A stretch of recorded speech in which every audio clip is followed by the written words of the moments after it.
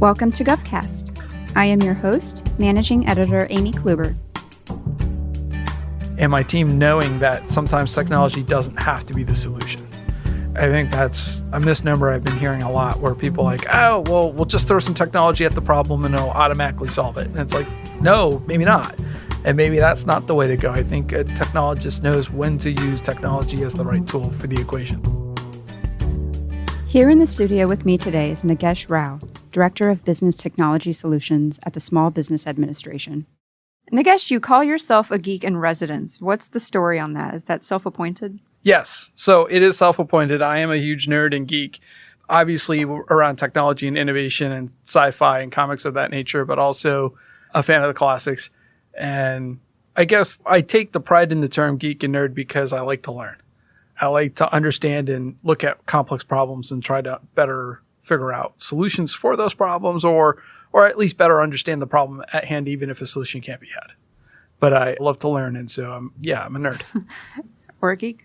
Or geek, yeah. So what do you do specifically at the SBA? So currently, my 9-to-5 job with the U.S. Small Business Administration is focused around IT application development. So I spent the last year in the Office of the Chief Information Officer working for Maria Rowe, who's the CIO, and Guy Cavallo, the Deputy CIO, helping them transform the IT systems and IT applications we have at our agency from an enterprise level. So I oversee a team of around 15 feds, along with another 40 to 50 contractors. And our whole goal is to modernize our technology solutions so that we go from an on-prem perspective to the cloud-based solution. The goal being a SaaS environment for down the road. So moving to the cloud is kind of like a common theme nowadays in government. Would you say that's a trend? It's definitely a trend, but it's a trend because of a mandate that dates back about almost 10 years ago. So the federal government made the decision to encourage the modernization of IT systems across the board, and that the policy should be a cloud-first policy if and when appropriate. So not every solution will be cloud, but if it makes sense, obviously look towards a cloud solution. And part of that really comes down to the costs around IT maintenance and IT management, especially when you're dealing with on-premise hardware systems. It's quite costly to maintain, to patch, to upgrade when processors fail out and you have to put new processors in or server plates and whatnot. The world is going very digital quickly. And it was just behooved the federal government to say, look, well, we should also start thinking about going digital too. What is it that you do in your current role specifically as Director of Business Technology Solutions? So as the director, I actually oversee our DevSecOps and IT application team. Essentially, some of the many projects that we oversee include our intranet site, which is using the Microsoft SharePoint, and then our external web application system, so the famous one being SBA.gov. And along that, helping develop solutions for the Small Business Administration divisions that have a need for applications that have to engage with external stakeholders. So, and this was stemmed from my prior role when I joined SBA about 5.5 years ago when I was working on the SBIR.gov system. The SBIR.gov system, I transformed from a static, goofy website into an actual database content curated application. That grew essentially over the years from maybe around 20 to 50,000 unique visitors per year to 1 million unique visitors by the time I was done. Wow. And it curated all the 11 federal agencies that participate in the Small Business Innovation Research Program, curated the funding, the solicitations, and data around that. And so I took my experience from those efforts in my prior role at SBA, and Maria said, hey, join the CIO team. You should do this for us enterprise-wide. And so I took a lot of that knowledge base there that I developed with SBA.gov and started to execute that from an enterprise way for the entire agency as to how we should set the tone on application development, how to make better technology solutions and better technology applications more effective and useful. So the SBA.gov system, for example, which we're in the middle of curating and modernizing, helps out with the number of visitors around 10 million plus. And when you think about the number of entrepreneurs that are in small businesses that are across the U.S., which is around 30 million, our face-to-face engagement gets tough for an agency that fights above its weight class. We help with our resource partners and us as an agency from an engagement perspective. It's usually around 2 to 2.5 million folks that we help out each year. So the question came back down to is like, how do we augment that and help out? And the digital made sense. I mean, the digital outreach with our platform exceeds that person-to-person count. And quite honestly, not everyone's ready to deal with the face-to-face discussion. So how do you help augment that experience so that people go to the site, get the information they need, and then when they are ready to talk to a person, I call it upping their SBA IQ just a little bit more so they're prepared to ask better questions rather than fumble in the first 15 minutes. Wow. I do have hirings happening right now on my team. I have 3 vacancies. They're posted on USA Jobs. So if you're interested in joining the OCIO BITS team, apply. Throw your hat in the ring. They're GS 13s and 14s. So is there maybe a lesson you learned from the SBIR.gov initiative or maybe a common theme that you can share? Yeah. So I think among the many applications, and although I'm here talking about SBA.gov, we have a lot of other applications like Lender Match that we helped out with, or right now we're actually implementing a single sign-on identity platform for the enterprise-wide. We're using the login.gov template from 18F. We're also modernizing our entrepreneur development management information system and coalescing our DevSecOps. We use AWS and Azure, and so we're trying to coalesce the standards so that both systems interact and talk to each other better. And there's a lot more than that. I think SBA.gov is visually the front-facing forward one that everyone will understand immediately. And I think to answer your question on lessons learned, I think it was just know your user. Know your user. As a technologist, I pride myself on and my team knowing that sometimes technology doesn't have to be the solution. I think that's a misnomer I've been hearing a lot where people are like, oh, well, we'll just throw some technology at the problem and it'll automatically solve it. And it's like, no, maybe not. And maybe that's not the way to go. I think a technologist knows when to use technology as the right tool for the equation. And with that, I think lessons learned I've been learning on that is finding out when it's appropriate to use technology solutions, when it's not needed, understanding the user base, understanding a multifaceted user base. So with SBR.gov, I think what was interesting there was the generation gap I was dealing with the entrepreneurs. I had millennials all the way to baby boomers applying for funding for a SBIR. And the means of communication with each of those audience bases is very different. And so I had to make SBR.gov work in a way that it was able to get the information out there effectively and more importantly, conducive to those different generations who were using it. And that's the same premise around SBA.gov.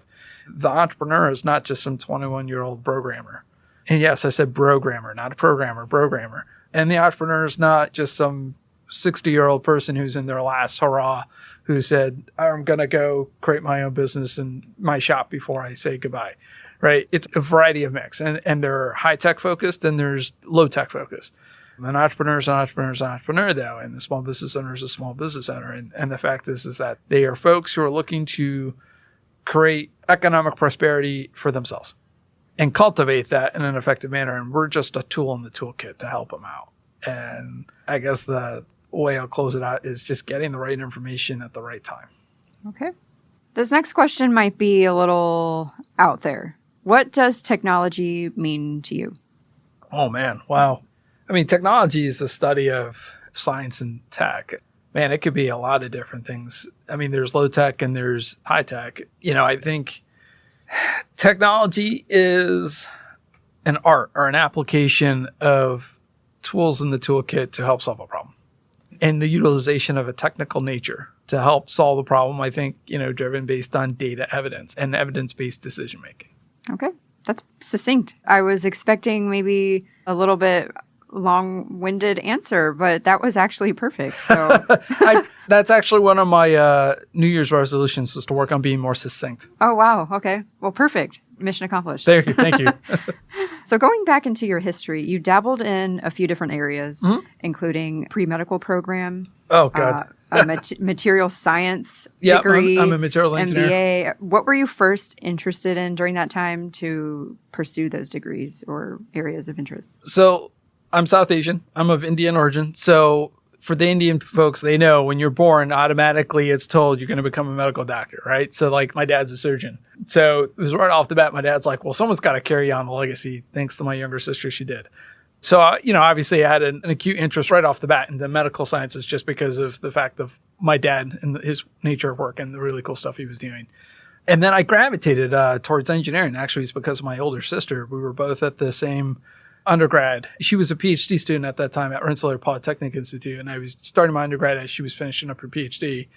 And I just saw what she was doing in materials engineering, and that I gravitated towards. I wanted to understand science and technology from different perspectives, and materials engineering actually was that discipline that did that. Materials engineering looks at science from a chemical, electrical, mechanical perspective. And so I said, well, that's a really cool multidisciplinary focused degree. I would love to study that more.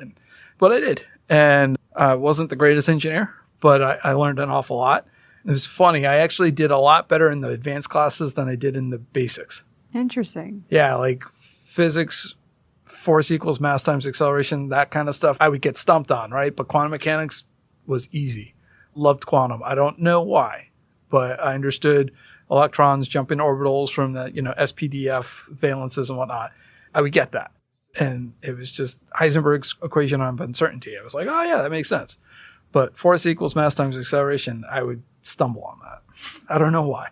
Well, I can relate a little bit. I was actually into math myself. Oh yeah? But here I am as a journalist. So how does that work? Well, journalism's fun. Actually, I did op-eds and tech journalism for a little bit.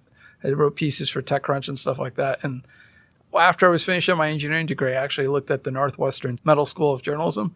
So I thought that was a really cool program. And journalists are driven on looking at scenarios, telling a story, telling a narrative, and understanding the different perspectives to that narrative and being unbiased about it, right? So everyone's looking at that same situation and has different takes on it. And your job as the journalist, no matter what feelings are coming through to you, you have to look at it from a fair perspective and say, well, these are the different perspectives on that same issue. No matter who's right or wrong, this is the unbiased view. I have a lot of respect for journalism. You've also served in and out of government in a variety of positions. Yeah. What drew you to government to begin with? Health insurance. Oh, no. Straight up. Actually, I'll be honest. That's a perfect answer, really. Yeah, I was a Merzine fellow at the National Academy of Sciences, and I was wrapping up there, and the U.S. Patent and Trademark Office was hiring. And I threw my hat in the ring. I just completed my master's in intellectual property. So friends of mine were telling me, if you want to really understand intellectual property law, especially patent law, and you just finished your master's in that, the Merzine thing's cool, Nagesh, but they were like, try to get a job at the patent office. That's the mecca of all things IP. And I said, all right. So I interviewed and hustled my way into getting a job there as a GS7 examiner and just climbed up through the ranks and just picked up the pieces of the puzzle there. And I actually think it was to my benefit because intellectual property law is a really complex topic. It has issues around property rights, contract rights, science and technology rights, all these different aspects, variables to the play. So my materials engineering background and that perspective of understanding different perspectives really played well there too. And I had a lot of fun. It's a tough job, but I learned an awful lot about science, technology, and innovation and forecasting actually on science and tech trends. I saw some of the early day iPhone technologies coming through the pipeline before the iPhone even was unveiled. Actually, I still remember this day when the solar-powered rendition of the iPhone was filed. And I saw it and I had to keep my mouth shut until it went public through a pre-grant publication. When that went public, I was like, oh, hey, folks, check it out. This is on Apple's horizon. And this was in 2008. Around the time of the first iPhone. Yeah, exactly. Yeah. And so I could tell right there. I was like, okay, Apple has made it clear that they are investing time into getting this property right. Whether or not they get it's a different story, but they're making time to invest in. That should clue you in, folks, that they see this as a topic of interest for them. And that was the interesting thing. I remember seeing all the 3D printing patents back in 2004. I had to review all those technologies. We call them solid freeform fabrication, stereolithography, and stuff like that. 3D printing. I saw it and was reviewing those back in 2004, 2005. And I remember seeing one of the ones that actually made the news. I had reviewed it, and it was basically some of the core patents that NASA was filing along with some other companies around 3D printing of organic material. Body parts, food, whatever it may be. And so I saw that, and I remember reviewing it, and I ended up allowing the apparatus around that technology was what it was filed for. And then maybe 6-7 months later, it was on NBC or something like that. And we're like, whoa. And then my senior examiner, who's my boss, he sent out a note saying, yeah, that's the patent. Now you should be allowed. And the article was about Star Trek Replicator maybe become real life. And they're like, yeah. but I'd known that was in play for a few years. So you're also a Star Wars fan. Huge. Your Millennium Marvels. Falcon on your profile. Totally saw that. Yes. Yes.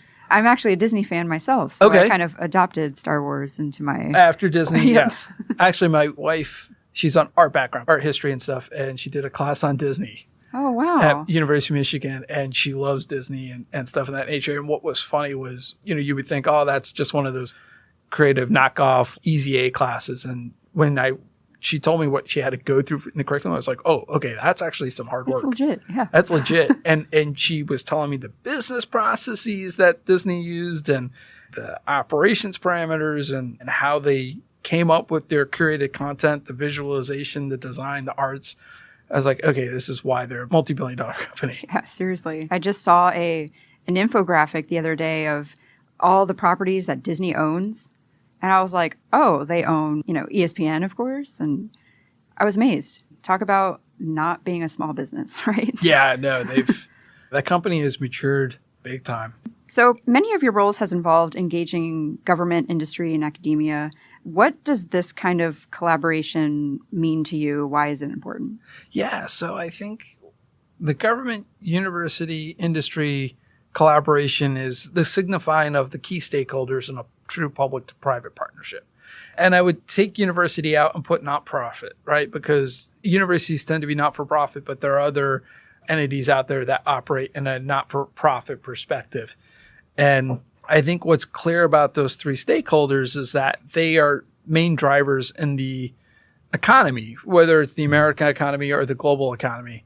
And they all play their pulls and pushes and the levers that are needed. And government is supposed to be the referee, right? Government sets the tone, the policy, stuff of that nature. The private sector goes and implements and works around the rules in place to drive an economy forward, along with the not-for-profit sector that does quite an awful lot in helping drive that pipeline forward. So to me, they all act in different pieces of the puzzle. Think about it from intellectual, political, and financial capital perspective, right? So the financial capital perspective is the private sector, the intellectual capital perspective is academia, and the political capital perspective is government. There are other variances and whatnot that are in play, but I think those are the three forms of capital that drive any effort forward. So back at SBA, where do you see small businesses or startups playing in IT modernization efforts? Huge. I think IT development and IT modernization, I think small businesses are crucial from that perspective, especially from coming up with those new innovative solutions to also being able to implement. So I'm reminded of a quote my buddy Steve Sasson, who's the inventor of the digital camera, he told me once, he said, large corporations are great in the sense that they've got this massive footprint that they can work off of, but they're lousy at innovating, right? Because they're so huge and fear of cannibalization within the company, how will happen. When he developed the digital camera, he did so under the auspice of Kodak. And he watched what he developed, and the first question they asked him was, well, what's the horizon on this? And this was like in the 70s when he invented the digital camera. It wasn't even a thinking of like, oh, let's start thinking about transition and whatnot. It was just like, oh, well, if this is not going to come online for another 15, 20 years, what do we care? Our money is silver halide, print film technology.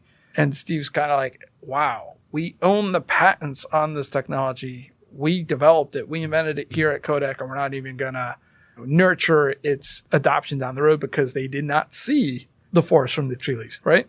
They were so fixated in their own world.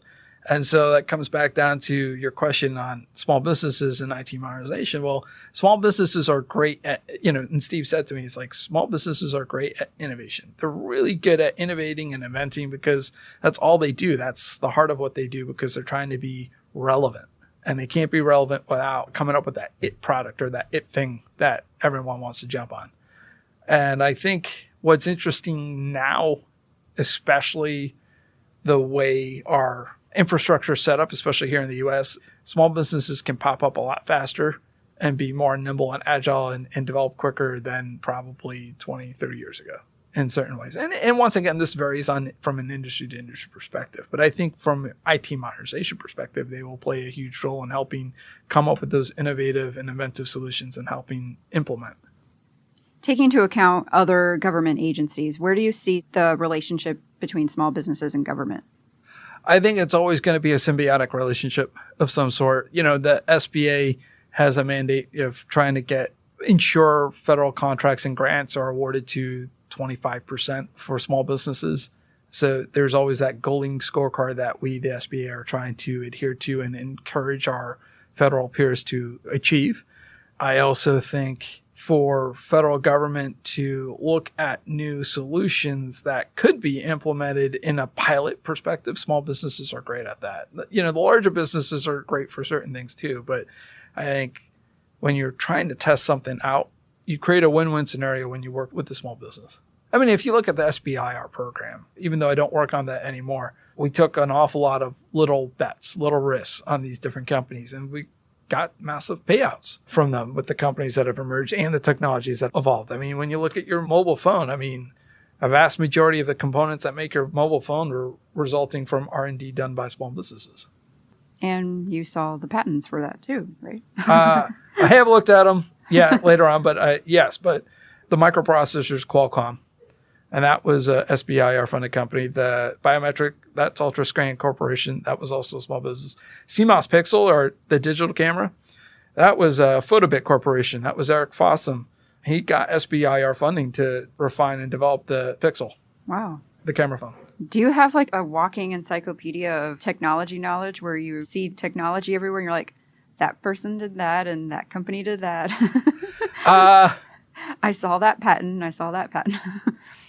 Actually, kind of. Not to lie, not to boast or anything, but I because of the years I've been in the game and all the different patents and technologies I've seen over the years. Yeah. So Eric Fossum's a friend. One of the guys who invented 3D printing, Tim Anderson. I met him at a beach party years ago when I was in California, and we didn't even know. We were hanging out at a beach party with friends. They were out kite surfing, and I was just the geeky friend hanging out. And then we were just talking that night, and I said, "Oh yeah, in my prior life, I used to work on patents and stuff, and I used to look at these things.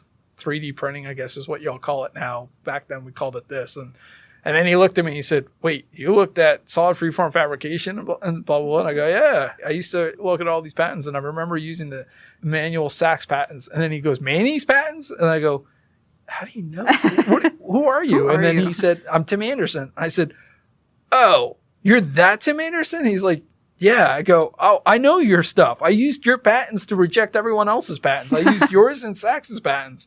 And then it was just this like really giddy moment where I'm pulling up all the patents. I'm like, "Yep, I use that one. I use that one. I use that one." And so it was just that surreal moment. So, I bet there's a ton of stories there. Yeah. Tim's a really fascinating guy. Where do you see the future of government technology-wise? It's going to be ever evolving and growing. And I think it's going to be coming at a much rapid pace than it has in the past. They talk about us being in the fourth industrial revolution right now, but I think with technology scaling up and developing and iterating a lot faster, it's going to require government to be more agile and innovative and inventive to keep up with the demands. And back to small businesses, the challenge for many of them is funding. Yep. How is SBA working with these companies to bring advanced technology to government? So I think in part advocating and cheerleading those paths forward. I think, for example, SBIR is a great example of that, but also with our Office of Government Contracting and Business Development, locating opportunities for contract funding, whether it's applying for the funding itself or applying, our Government Contracting and Business Development encourages a lot of prime subpriming, mentor protege programs and stuff of that nature, where a prime company like Orbital, ATK, and Northrop, or Boeing might go for a bigger contract, but they have to subcontract a lot of work out. And those small businesses can, go and compete for those pieces of the pie from the subcontractor perspective. I think what's interesting about small businesses and government is that there are a couple of different avenues, a la carte approach to engaging with government procurement and government acquisition and contracting. I think there's the supply chain, and then there's the go out and become big on your own one day. But the supply chain is huge. The largest manufacturing base that we have is here in America. It's in Los Angeles. And it's a ton of small businesses that do those little custom one-off widget manufacturing. And why would a small business, or in what instance would a small business want to work with the government versus just staying in the private? Well, I mean, that's a nice thing. You can do both. It's not that you're precluded from doing one and not the other.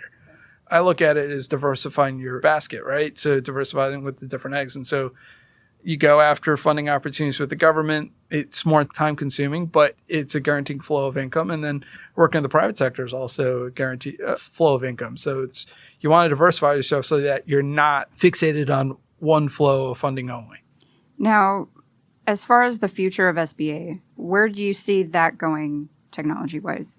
Or what are maybe some projects you're working on currently or that you hope to tackle? Yeah, so Maria and Guy have a strategic plan to really modernize SBA's technology platforms, bring it all to the 21st century, right? So we've made a huge dent on modernization efforts, especially by putting more and more of our technologies into the cloud, locating and using infrastructure, or more so software as a service platforms.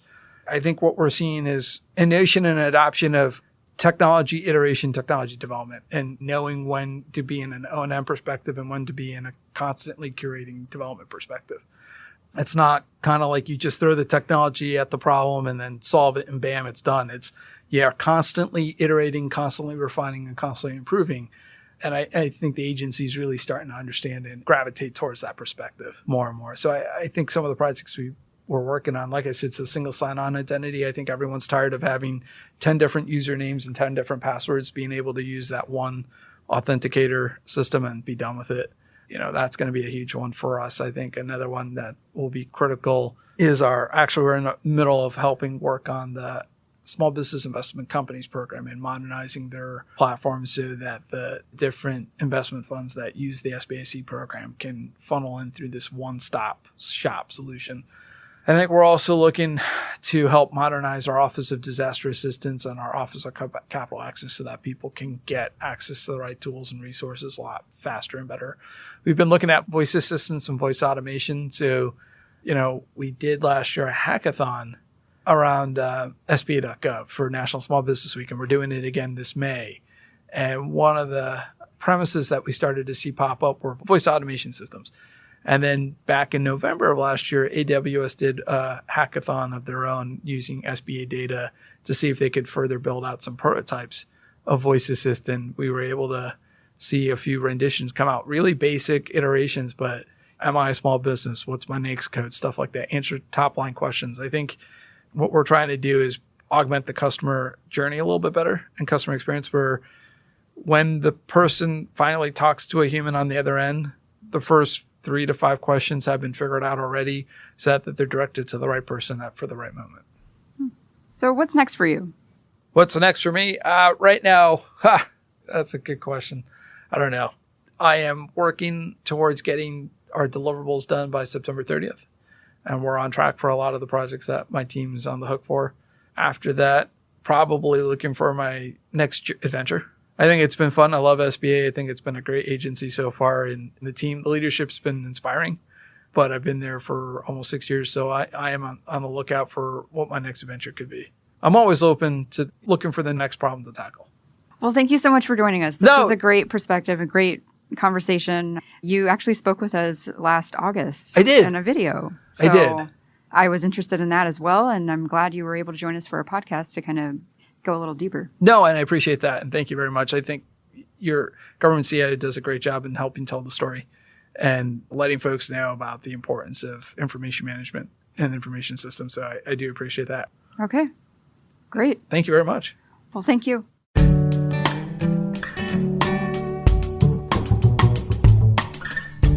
GovCast is a production of Government CIO Media and Research.